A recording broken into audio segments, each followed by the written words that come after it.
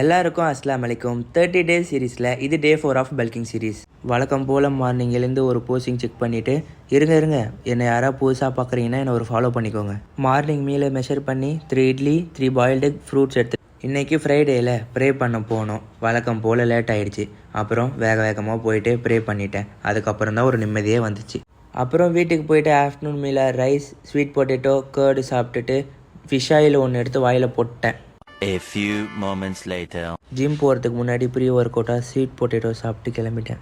இன்ஸ்டாகிராமில் பார்த்தா no எக்ஸ்கியூஸ்னு story போடுறானுங்க. ஆனால் ரியல் லைஃப்பில் பார்த்தா தான் தெரியுது வெயிலாக இருக்குது கோல்டாக இருக்குன்னு நாளைக்கு ஸ்டார்ட் பண்ணலான்னு கதையை சொல்கிறானுங்க.